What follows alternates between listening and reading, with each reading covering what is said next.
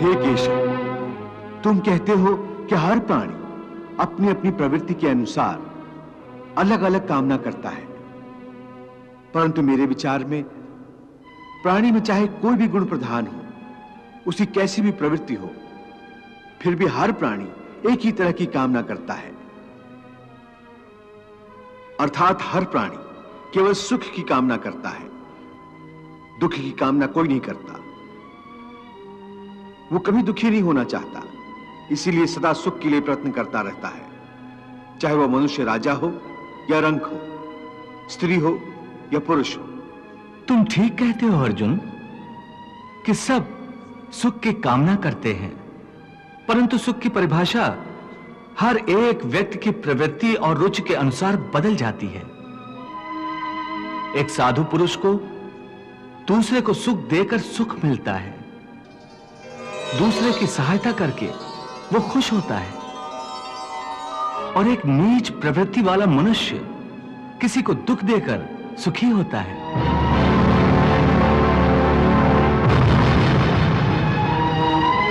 दूसरा सुखी हो तो उसे दुख होता है। इसके लिए सुख और दुख की परिभाषा अपनी अपनी प्रवृत्ति और रुचि के अनुसार हर प्राणी के लिए अलग अलग है। हे पार्थ, जो कर्मयोगी होते हैं वो आसक्ति छोड़कर कर्म की सफलता और विफलता में समबुद्धि से काम लेकर योग द्वारा परमात्मा पर आस्था रखकर कर्म करते हैं। इसे ही समत्व योगा कहते हैं।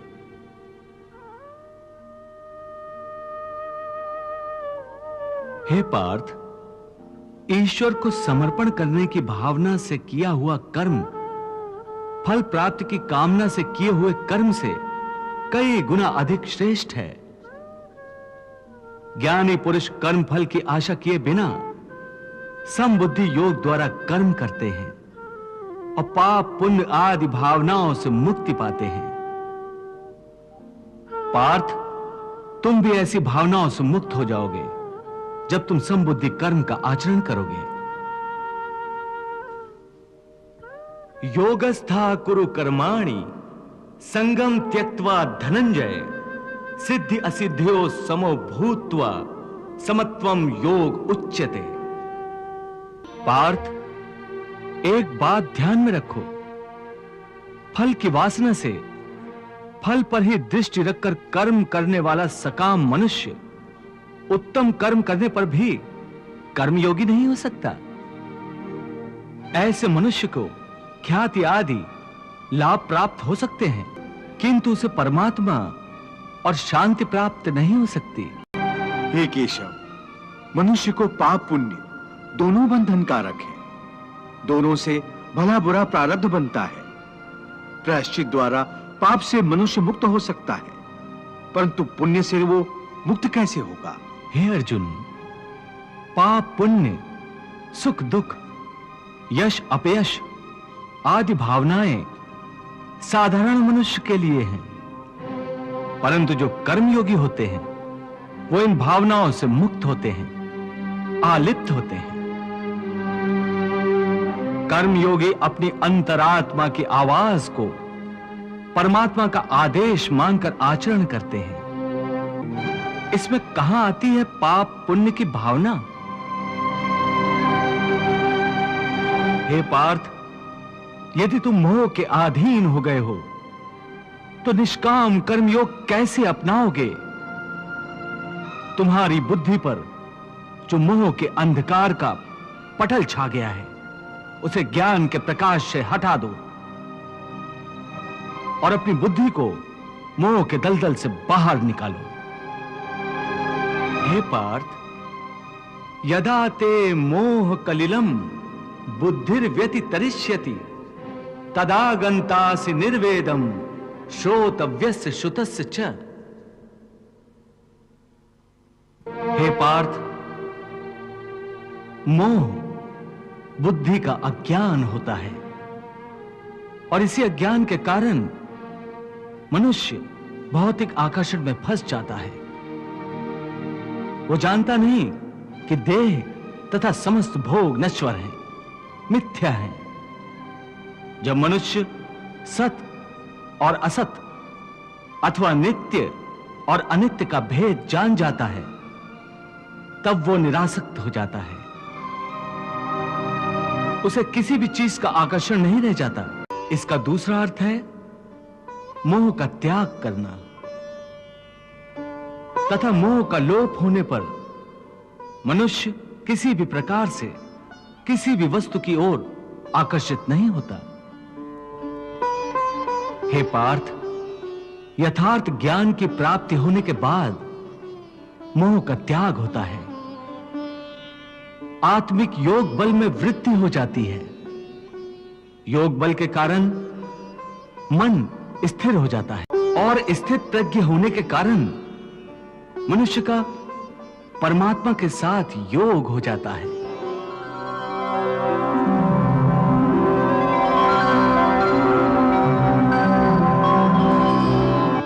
पार्थ, तुम भी आत्मिक योग बल द्वारा अपनी अंतरात्मा में झांककर परमात्मा को देखने का प्रयास करो। समबुद्धि कर्मयोग का आचरण करो और स्थित प्रज्ञ बन जाओ।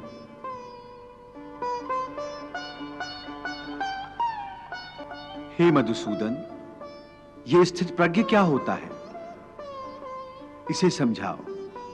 पार्थ, दुख भोगते हुए भी जिसके मन में उद्वेग नहीं होता और न ही जो सुख की लालसा रखता है, तथा जिसके हृदय में क्रोध, मोह, भय आदि विकारों के लिए कोई स्थान नहीं होता, वो मनुष्य स्थित प्रज्ञ है। दुखेषु अनुद्विग्न मनाः सुखेषु विगत स्पृहा वीत राग भय क्रोधा स्थित धीः मुनिरुच्यते। हे पार्थ, स्थित प्रज्ञ महापुरुष सुख दुख प्रत्येक अवस्था में आत्मिक शांति प्राप्त कर लेता है।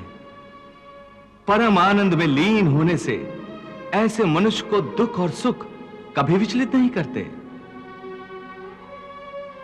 ऐसे स्थित प्रज्ञ मनुष्य का मन उस दिए की भांति होता है जिसकी लौ स्थिर होती है, कभी डोलती नहीं। हे कृष्ण, तुम कहते हो कि स्थित प्रज्ञ बनने के लिए मन के दिए की ज्योत को स्थिर रखो, अर्थात मन को इधर उधर डोलने न दो। इसका अर्थ यह हुआ कि कर्म करते समय मन की जगह बुद्धि की बात मानो, मन को बुद्धि के अधीन रखो, यही ना? नहीं अर्जुन, केवल बुद्धि पर भरोसा करने में भी खतरा है, इसलिए कि विनाश काल आने पर तो मनुष्य की बुद्धि भी भ्रष्ट हो जाती है। अर्थात जब विपरीत समय आता है तो मनुष्य की अपनी बुद्धि ही उसे गलत रास्ते पर ले जाती है। हे मधुसूदन, मनुष्य न तो अपने मन की इच्छा अनुसार कर्म करे, न ही बुद्धि की सलाह माने, तो फिर मनुष्य बेचारा करे तो क्या करे? ऐसी स्थिति में अपनी प्रवृत्ति के विरुद्ध कोई कैसे जीवन व्यतीत करेगा? हे मधुसूदन, मुक्ति और मोक्ष का रास्ता अपनाने के लिए कोई मनुष्य अपनी प्रवृत्ति को कैसे बदल सकता है? इसका कोई तरीका मुझे बताओ। प्रवृत्ति को बदलने से पहले यह जान लेना आवश्यक है कि प्रवृत्ति कैसे बनती है। हे अर्जुन, मनुष्य जन्म से ही अपने साथ सत्व, रज और तम तीन गुणों को लेकर पैदा होता है।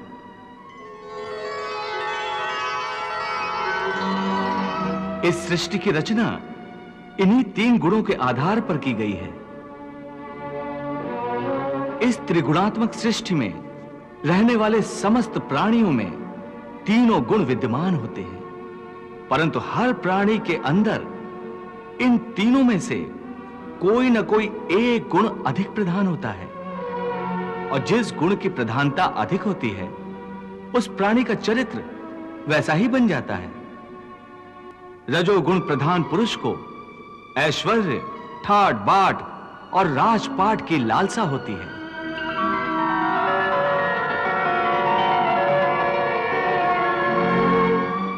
तमोगुण वाला आलसी और प्रमादी होता है। द्वेष, क्रोध जैसी नकारात्मक भावनाएं उसमें कूट कूट कर भरी हुई होती हैं।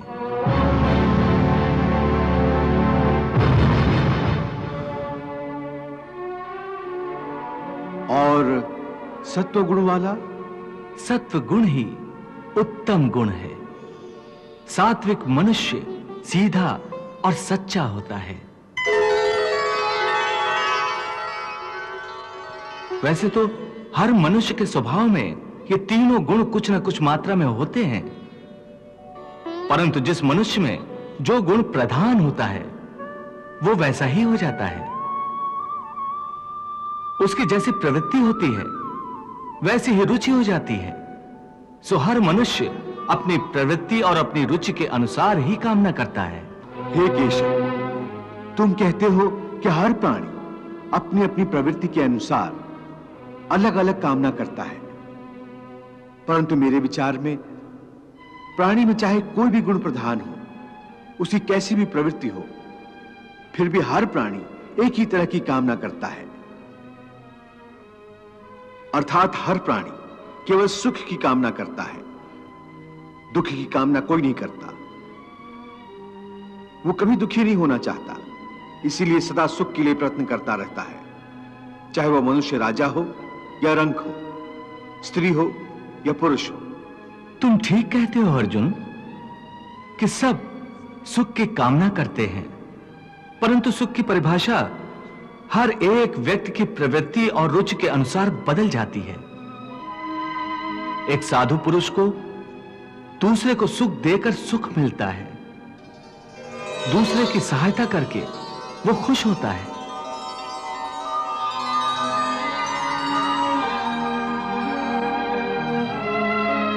और एक नीच प्रवृत्ति वाला मनुष्य किसी को दुख देकर सुखी होता है।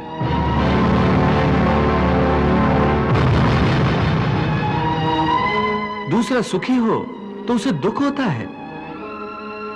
इसके लिए सुख और दुख की परिभाषा अपनी अपनी प्रवृत्ति और रुचि के अनुसार हर प्राणी के लिए अलग अलग है।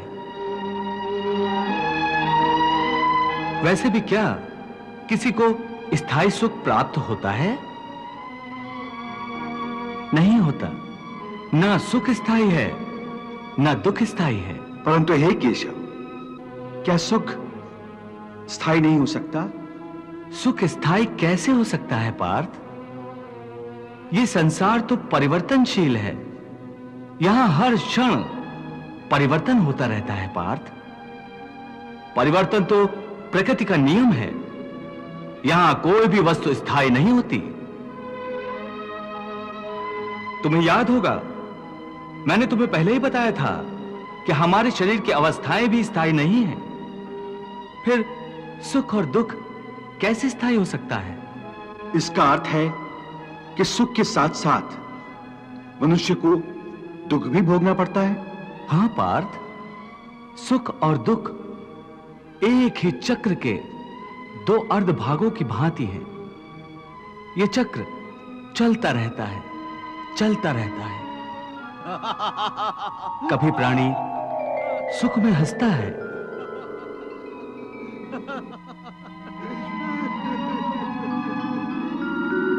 वही प्राणी दुख में रोता और बिलखता है। परंतु काल चक्र कभी नहीं रुकता। सुख दुख का यह चक्र चलता ही रहता है। और मनुष्य के जीवन में सुख और दुख लगातार आते जाते रहते हैं। न चक्र ठहरता है, न ही सुख या दुख मनुष्य के जीवन में ठहर पाते हैं। यदि सुख आया तो वह सदा नहीं रहेगा, और यदि दुख आया तो वो भी सदा नहीं रह पाएगा।